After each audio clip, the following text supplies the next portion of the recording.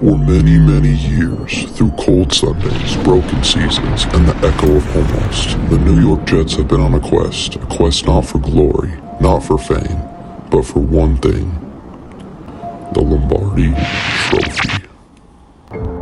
Welcome to MetLife Stadium and another afternoon of New York Jets football. Let me ask you a serious question. If you were born after 1969, have the New York Jets ever existed as a championship franchise? Because the last time the Jets won a Super Bowl, man hadn't landed on the moon yet, color TV was still a flex, and Joe Namath was promising wins like the bar was a bet. That was Super Bowl III, and since then, nothing. No titles, no appearances, not even hope. So today we're asking the most dangerous question in football. Will the Jets ever win a Super Bowl, or are they cursed forever? Jets fans love to say we've won a Super Bowl. Yeah, once, over 55 years ago. That championship happened before the NFL merger, before modern free agency, before half the rules even existed that exist today. Since then, the Jets have made the playoffs so rarely that missing the postseason has become their identity. In fact, right now the Jets hold a record no franchise once. The New York Jets now have the longest active drought in all of professional sports. NFL, NBA, MLB, NHL, you name it. Every team, every sport, everyone has been to the playoffs since 2010. Except for the Jets. That's not bad luck, that's tradition. Now let's talk numbers, because numbers don't lie. Since their last playoff appearance in 2010, the Jets have had 14 losing seasons, only one winning season, 0 playoff wins, 0 playoff appearances. That means for 15 straight years, Jets fans have been watching meaningful football end by October. Every season starts the same. This year feels different, and every season ends the same. There's always going to be next year, but next year never comes. Now let's talk about the real problem. Quarterbacks. Since 2011, the Jets have started over a dozen different quarterbacks. Some were rookies, some were backups, some were bridge guys, some were definitely not NFL quarterbacks, and some guys are about to win a Super Bowl.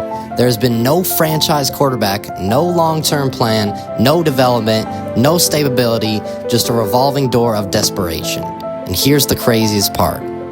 Multiple quarterbacks left the Jets and immediately became better elsewhere. That's not coincidence, that's dysfunction. The quarterback carousel wasn't enough. The Jets doubled down with chaos at the top. New coaches, new coordinators, new systems, and the same results. Every resume comes in promising a rebuild. Every rebuild somehow gets worse. Every firing resets the clock. There's no continuity. There's no long-term vision. There's no identity. Just vibes and straight losing. And this is exactly where it gets even darker. According to player surveys, the Jets have been ranked among the worst organizations in the NFL for culture. Players have described the team as poor leadership, fear-based environments, no accountability, no direction. And here's the truth. No one wants to say it out loud. Winning teams don't feel like this. Championship teams don't operate like this. Losing becomes normalized, failure becomes accepted, and mediocrity becomes acceptable.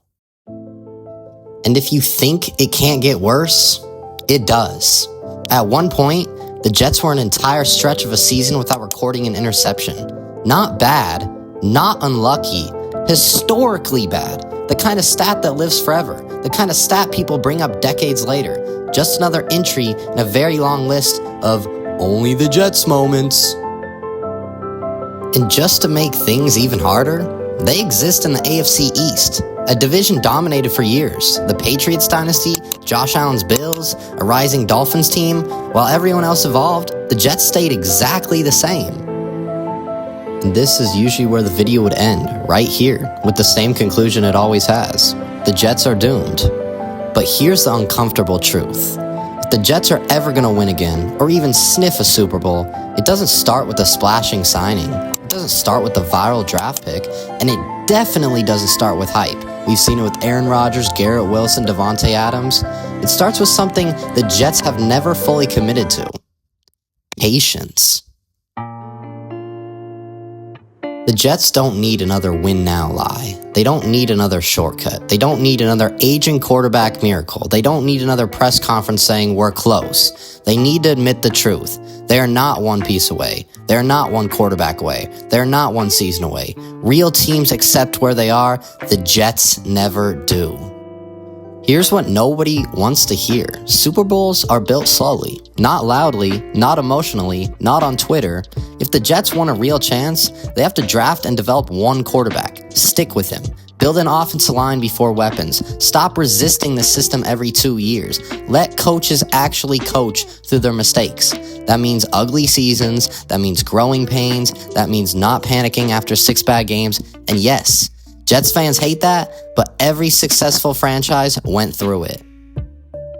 Here's the biggest mistake the Jets keep making. They keep searching for a savior instead of a building quarterback. No more panic trades, late career rescues. Just get us through the season, guys. If you draft a quarterback, you commit to him for multiple seasons. You build the offense around his strengths. You let him fail. You protect him because you don't find franchise quarterbacks by rushing them out the door. You find them by surviving the ugly years. This part matters more than talent. The Jets don't lose because they lack players. They lose because losing feels normal. That has to end. That means accountability at the top. Players knowing roles won't change weekly. Coaches not coaching scared. Front office decisions that make sense long term. Winning teams don't fear mistakes. They learn from them. Until that changes, nothing else matters. Here's the real blueprint though. Pick a direction. Stick with it for 5-10 years. No resets, no panic firings, no emotional overreactions. Bad franchises chase hope. Good franchises build trust. And the Jets have never stayed still long enough to do either. Here's the cruelest part of being a Jets fan. Every few years, the Jets give you just enough hope. A hot start, a big win, a national TV game where they finally look legit. And for a moment, Jets fans say, wait, are we actually good? But here's the pattern. The hope never lasts past November. Because the Jets collapse loudly. They collapse slowly. One bad loss turns into 2. One injury exposes everything. And suddenly, the season is over before Thanksgiving. This cycle repeats every single era. Different players, different coaches, exactly the same ending. Here's the part that actually shocks a lot of people. The Jets have actually had talent over the years. Elite defenses, star receivers, high draft picks, top-tier prospects. And it never mattered because talent without structure turns into chaos. And chaos is what the Jets do best. They don't maximize talent, they survive it. They waste it, then they start over. That's why rebuilding just never ends for the Jets.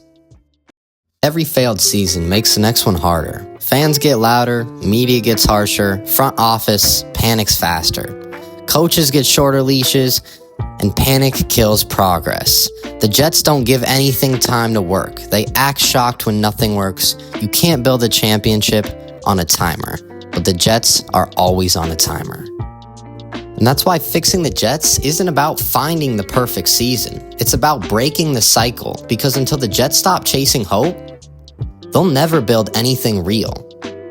This leads me to my last question of the video. Will the New York Jets ever win a Super Bowl?